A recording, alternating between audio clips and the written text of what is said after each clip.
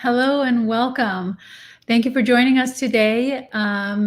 We are discussing the deferred MBA applications. I'm Susan Berishai. I'm the founder of C Admissions, and I'm really excited to be here with you to talk about all things MBA. If you are with us live, it would be great if you can share where you're connecting from. I'm connecting from the East Coast. It's a rainy day over here. So I would love to hear where our audience is.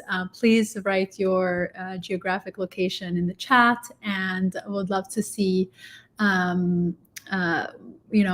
where is everyone connecting from? So whether it's evening or morning or afternoon, welcome. I wanted to briefly, we have someone from the Czech Republic. Welcome. Thank you so much for joining. I'm really excited that you're here with us today. Let's dive right in. And first and foremost, let me introduce myself. I am, as I said, the founder of C Admissions. I've been an admission coach for about 7 years. The majority of the clients I work with are MBA candidates, whether that's full-time MBA, most of them are, as well as deferred MBA candidates. And we'll talk what the deferred MBA candidates means. I have a background in private equity and hedge fund, as well as I've worked in human resources, and all of these experiences, in addition to my academic training, help me help my clients go through this business school application process and really tell their stories from multiple lenses. One, the lens of who they are as individuals, two, from the lens of what schools are looking for, and three, what employers are looking for, which the business schools are really evaluating when they evaluate successful candidates. I have a 94% placement rate, which means that 94% of my clients that go through the process with me gain admission to at least one of their target institutions, which I'm very, very proud to share. We'll talk a little bit about logistics. So I had planned for a 30-minute presentation, walk through the entire, from a macro level, of course, deferred MBA application process. And I have left the remainder of the time to questions that you have. So I really encourage you to write your questions along the way, so that once I'm done with the presentation, I can answer as many questions as possible. If you like the content, if you'd like to see more content like this, please reach out. Please give it a thumbs up rather, and let us know what your thoughts are, and also let us know what you would like to see, what more content you would like to see to help you in this application process. So let's dive right in. I see that there's a lot of activities going on. So thank you all for commenting, and thank you all for joining again.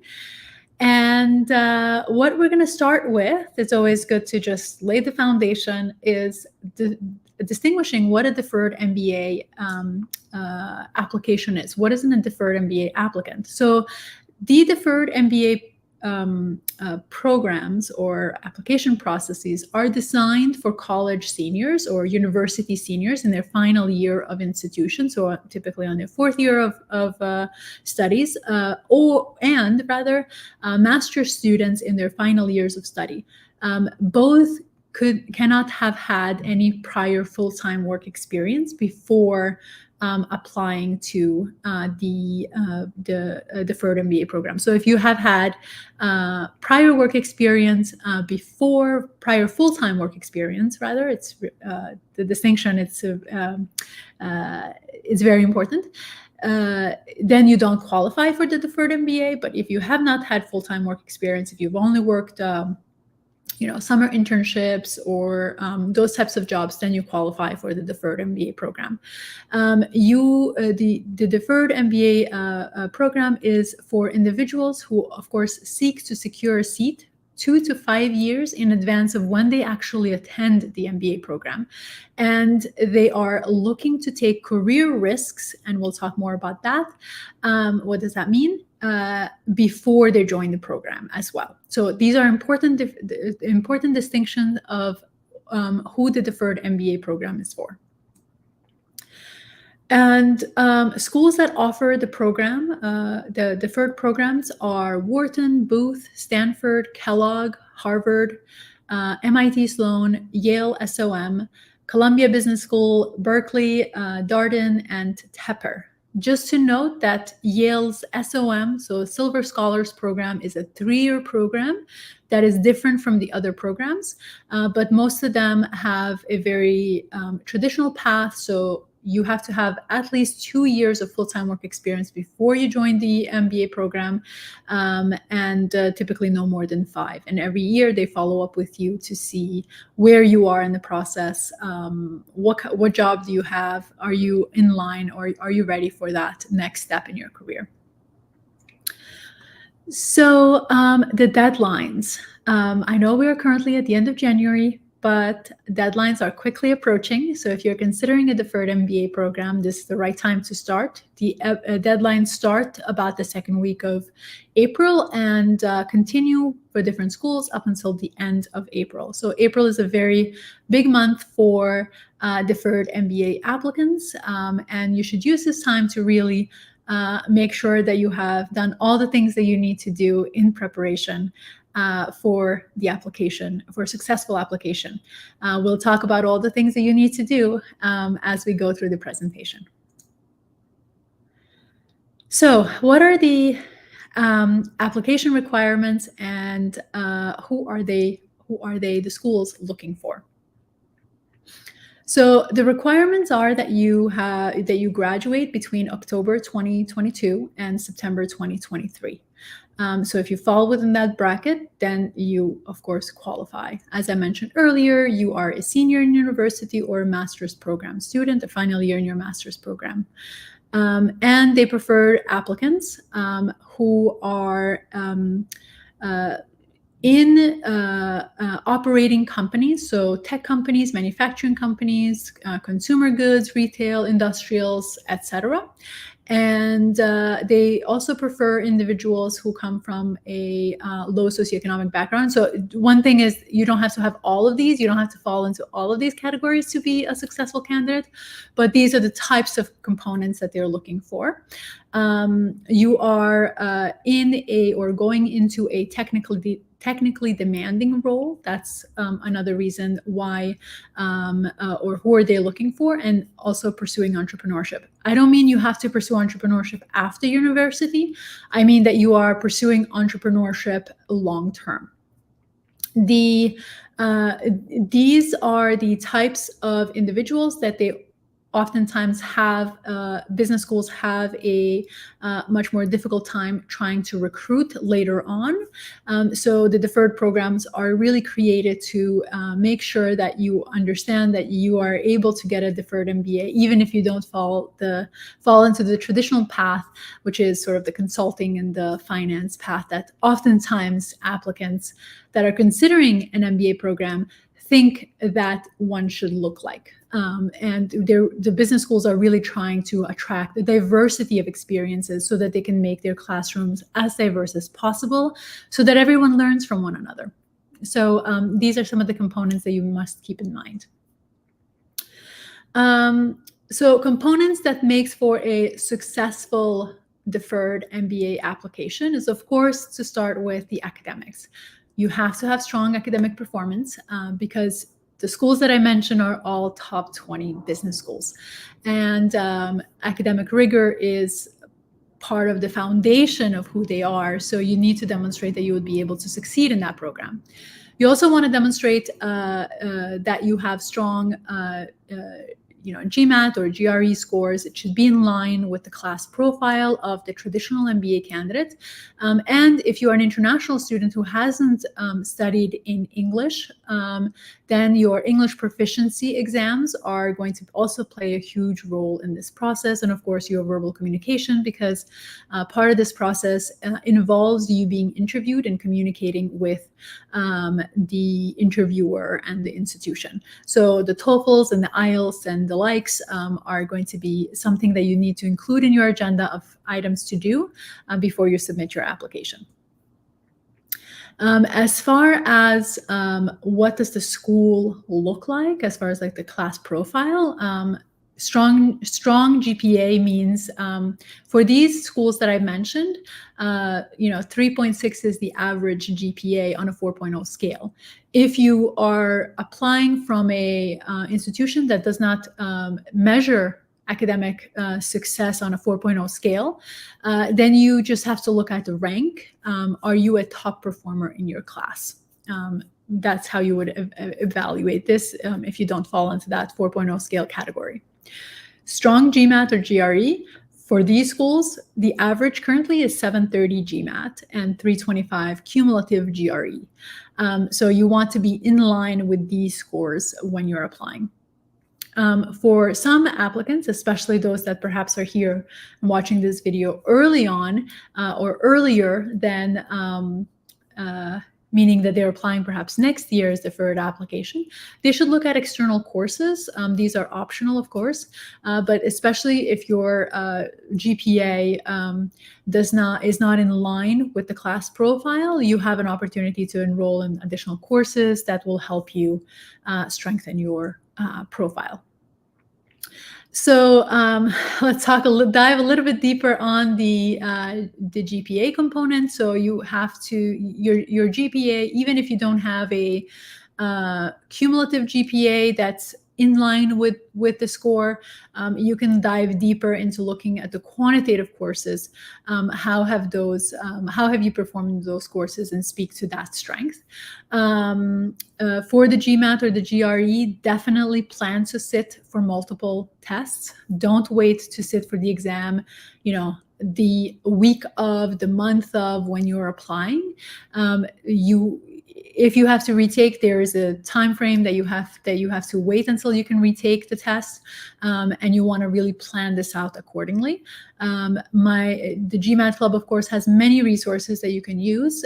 Some of my clients that go through this process, they are taking a GMAT or GRE prep course, as well as working with a tutor that can help them really refine the areas that they're struggling with, especially because the scores that you are competing against essentially are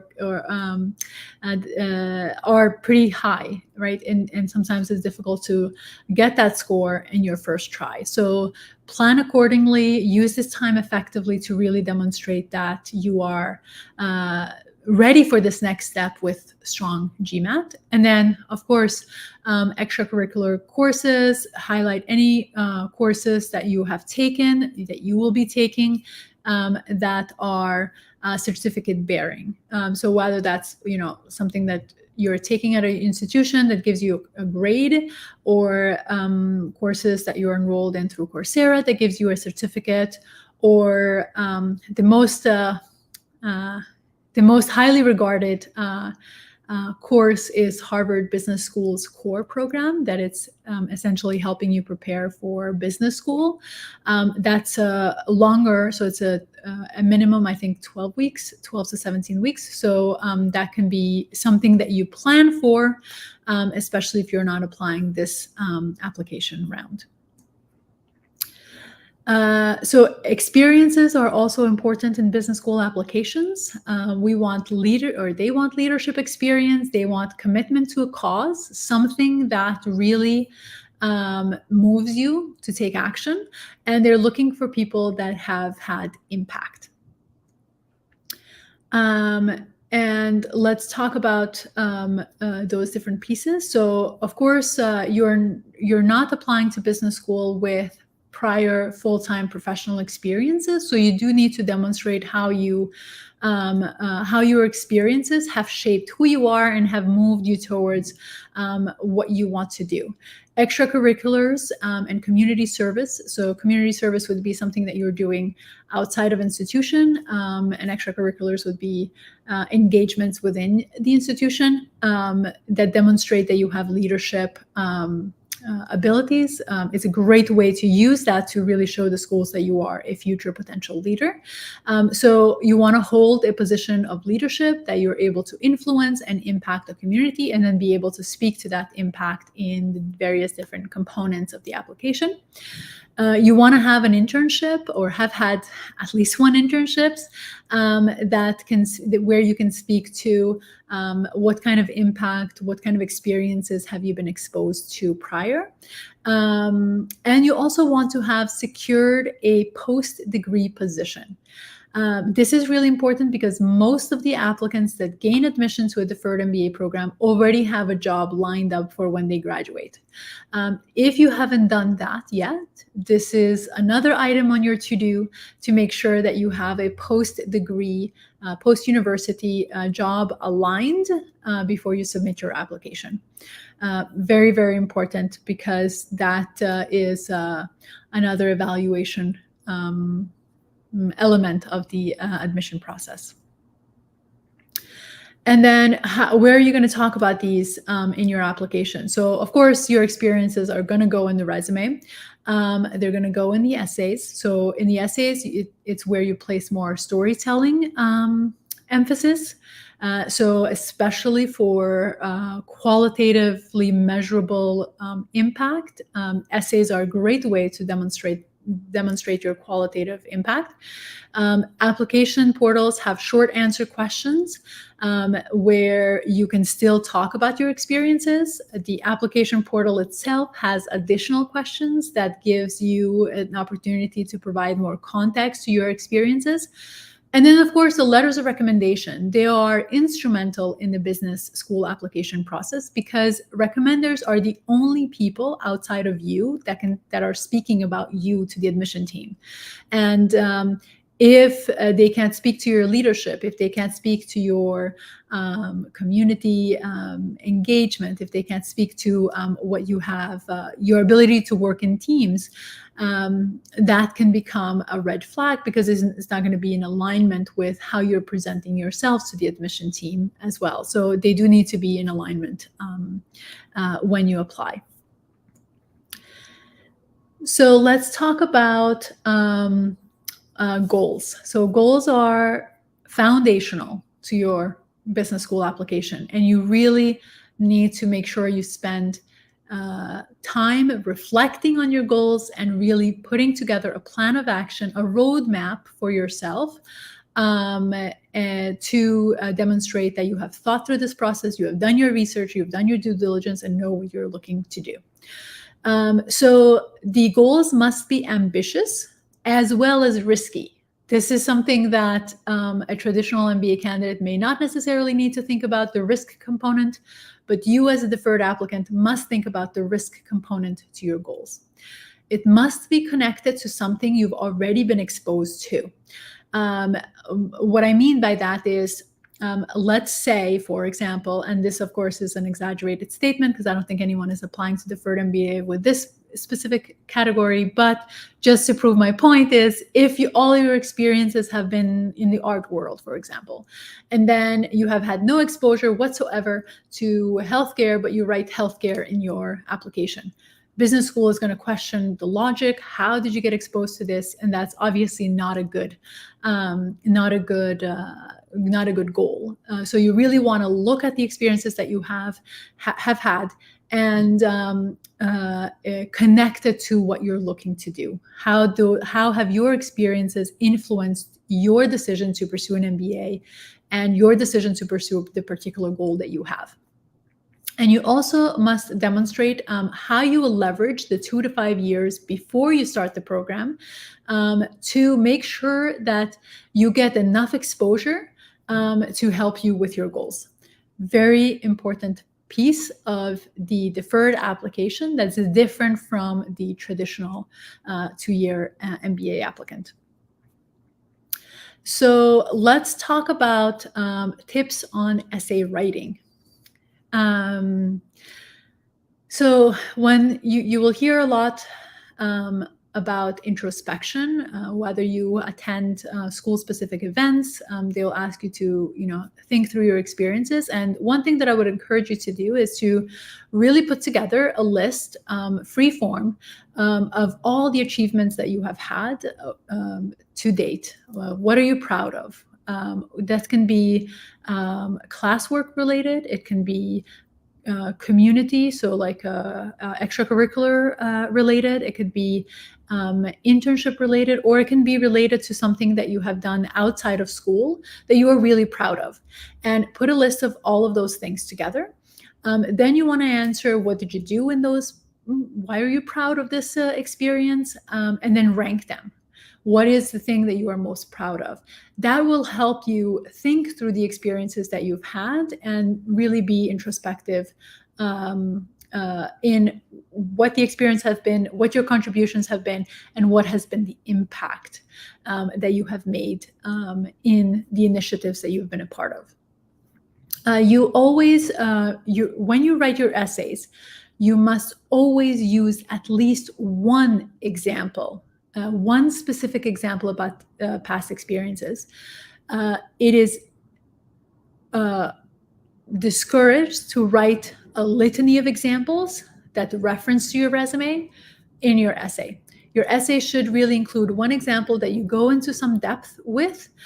If you have the space, you can include 2 examples, but definitely at least one example that you go into details and speak about whether that example is related to the goals, how you were motivated to your goals, whether that example is related to what experiences you bring to the table, how you're going to contribute to the community, and all different types of questions that the admission team are going to ask you. Always go with an example. And use details to demonstrate specifics of what you look to leverage in the program. So this means you have to do your due diligence, you have to do your research. You can't just rely on what the school's website contains, but rather have conversations with different people and understand what the program offers and how you're going to leverage those opportunities to really go into, make the most out of the MBA experience that will help you make the next career moves that you need. And give yourself time to edit. I know you're all in university and you are used to doing the all-nighters. I mean, I was there, I totally get it.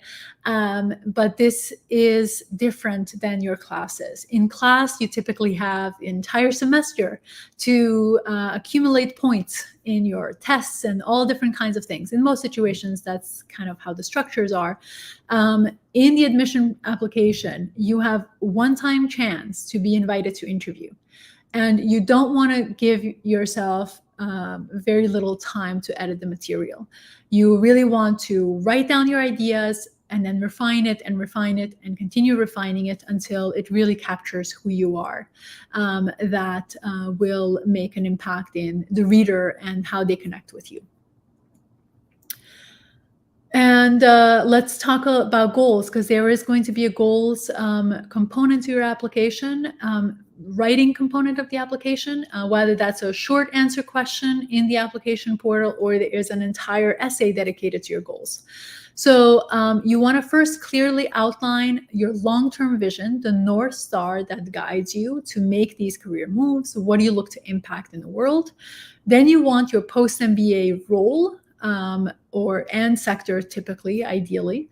Then you want the pre-MBA risk that you're going to take. So, for example, you may want to work, for example, you have already secured a job at Goldman Sachs, let's say, but you want to work for a nonprofit grassroots organization that helps with housing insecurities. That's your pre-MBA risk that you're going to take before you go into an MBA and then gain additional experiences post your MBA job. The risk component is being at a grassroots organization that can essentially fail. And of course, you want to have your post-university job that you have ideally secured before you submit your application itself. Let's talk about leadership essays. So you want to include an example, as I mentioned earlier. You want to have at least example from your past experience that speaks to your leadership skills. You want to reflect on those experiences that you had. What is your leadership? Where have you demonstrated leadership? And how does that show up in your past experiences that can help the admission team understand how you will be in the future? because admissions committees are looking at your past to determine the probability of your future success. And you want to always demonstrate how your past will connect to your future. Then you can have contributions essay. So contributions essay would be, how do you look to contribute to X business school, right? Your X being the school that you're targeting, right? So you want to use your past contribution, so how you've contributed in your university, to demonstrate how you will engage in the university at the business school later on.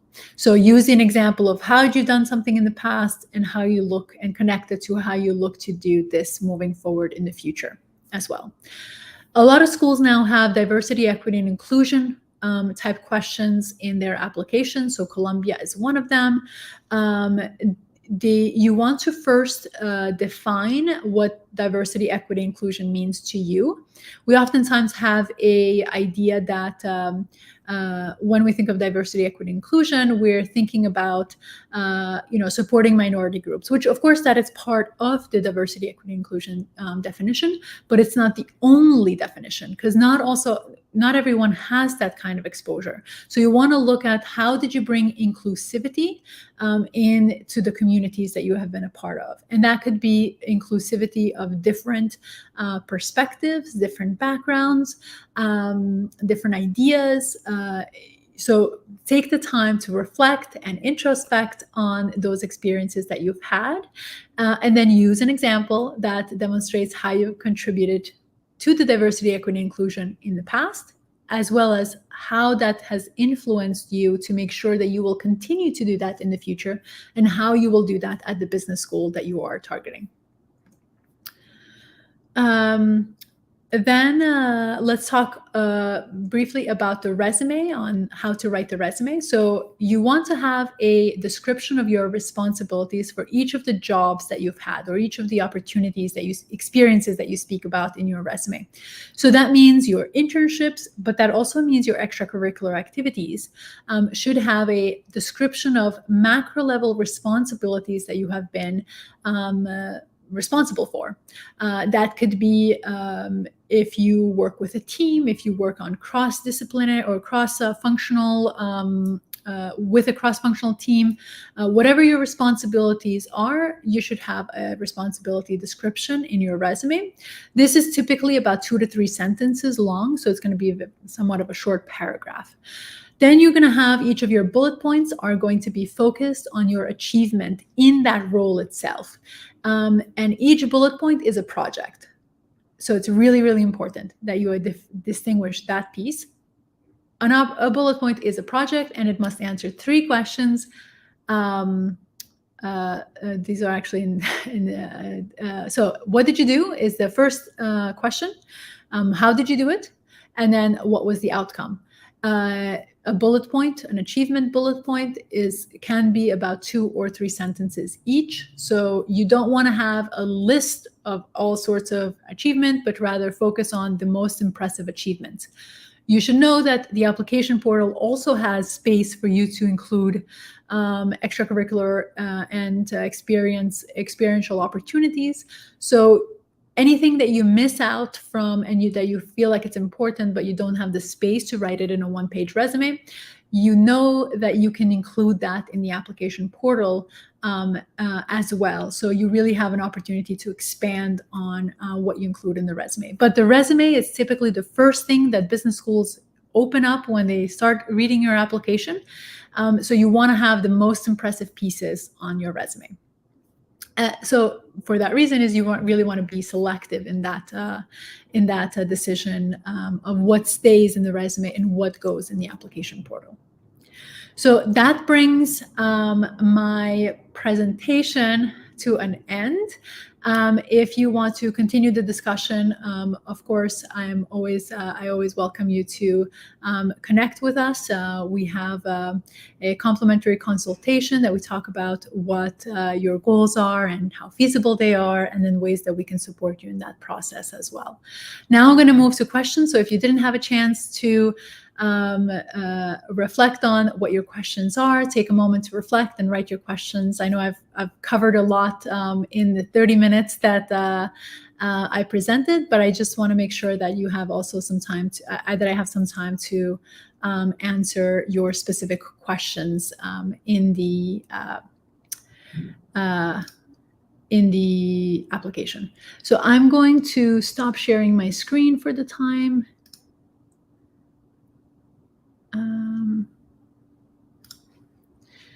And I'm going to move this over here so I can see your guys' comments. Okay, perfect. So let's go into questions that you have. Let me see, what did I miss? It looks like we have people from all over the world. I love it. Hello from Chile.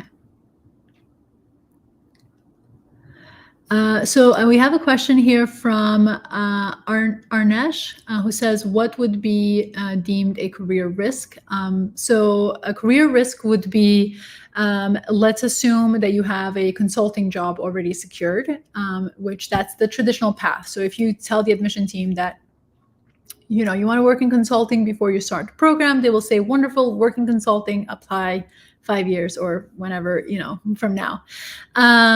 So what you need is the risky component is to determine what is an opportunity that you would not comfortably take, that can help you really expand your knowledge in the field that you're interested in. But that you would be somewhat apprehensive of taking that opportunity because it risks your opportunity to get into an MBA program afterwards.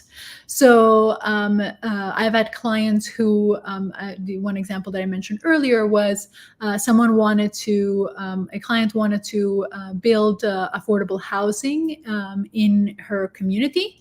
And she worked in, she got a job at, at the likes of Goldman Sachs in real estate department or in real estate division. And she wants to make this career move to work in a grassroots affordable housing type opportunities before she starts an MBA program, because she wants to know how those are run so that she can then do it later on herself. So that would be a career risk that one would not take so easily.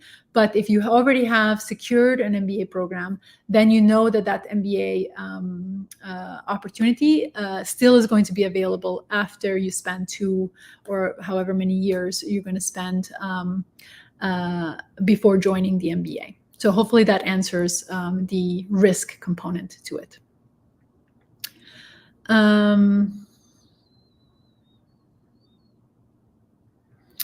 So Jay is asking if he would qualify. So he has BA plus MBA, the PG diploma. I would look into that. I'm not entirely sure if that would qualify, because it is a business equivalent.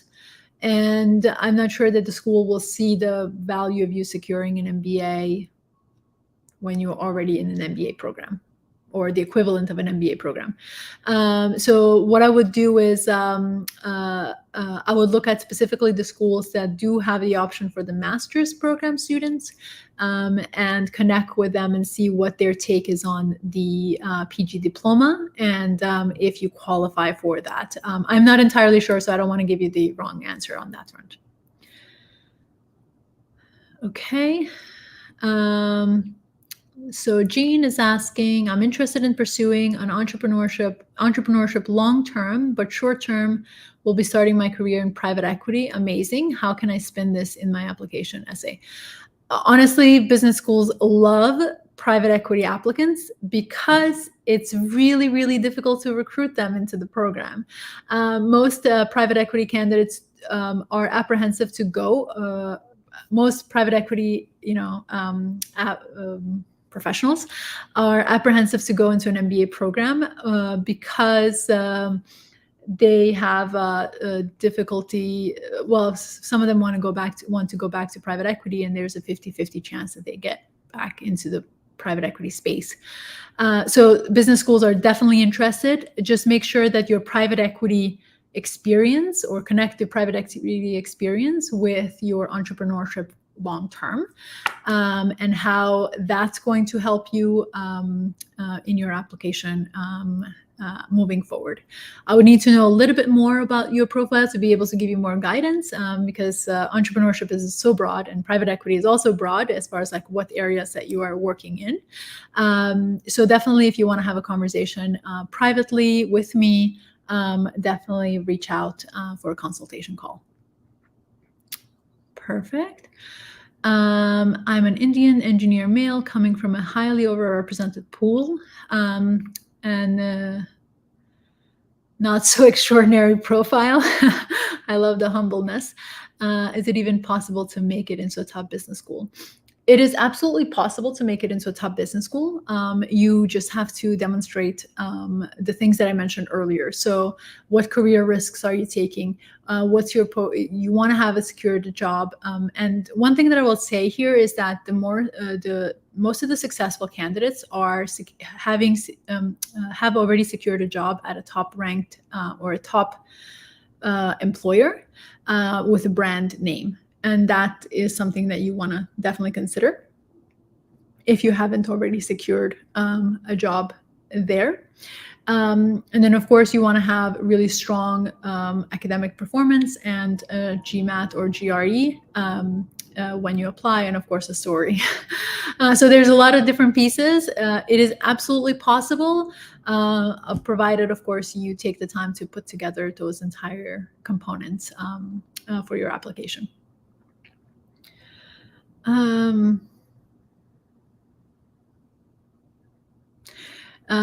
Satya is asking, is it possible to work on the applications and GMAT from now? So is it worth trying? So the question is, do you really have enough time?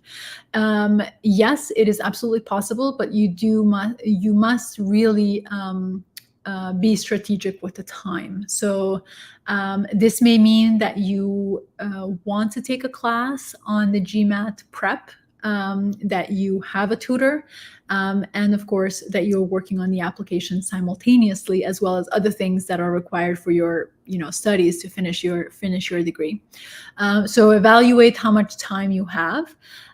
Most of the applicants I work with during their final semester of their final year, they're typically not as busy with classwork, meaning that they have already front-loaded their classes, and their last semester is somewhat more tapering out and easing their way out of the undergraduate experience. So if you have the time, then absolutely you should try. And the one thing that I will say is, oftentimes applicants feel that if they don't secure a deferred MBA, they can never apply to business school again. And that's not true at all. You can apply to business school afterwards. But if you are a strong candidate and you have aspirations that lead you to that sort of like somewhat risky career, why not try and go through this process and try and secure a seat? It will make a lot of difference, not only in the sense of, okay, I already have a seat at the school, but also the opportunities it provides. You are in the community, you have access to the alumni, you have access to resources that the school offers even before you start the program. So those are really, really important pieces as you start building your career as an undergraduate. Amazing. Great. Any final questions before we conclude this webinar? I do invite you to give it a thumbs up if this video was helpful to you, and let us know what other kinds of videos would be useful for you in your application process, that we can provide some commentary and guidance for future live sessions. All right, so it looks like there's no more questions. I look forward to speaking with those of you who have reached out for a consultation call. And I wish you all a wonderful end to your academic studies and a wonderful application season when you're applying. I see.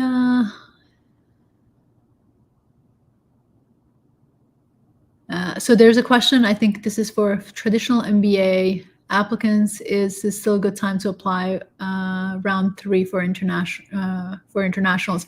Most schools do recommend international applicants to apply to round 2 if they're starting the program in the fall.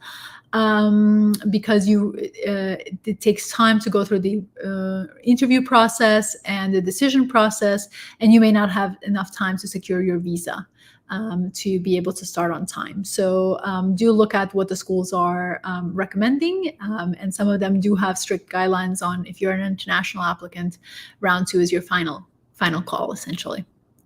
Great. Have a great rest of your evenings and mornings and afternoons, wherever you're connecting from. And I look forward to seeing you in our next session.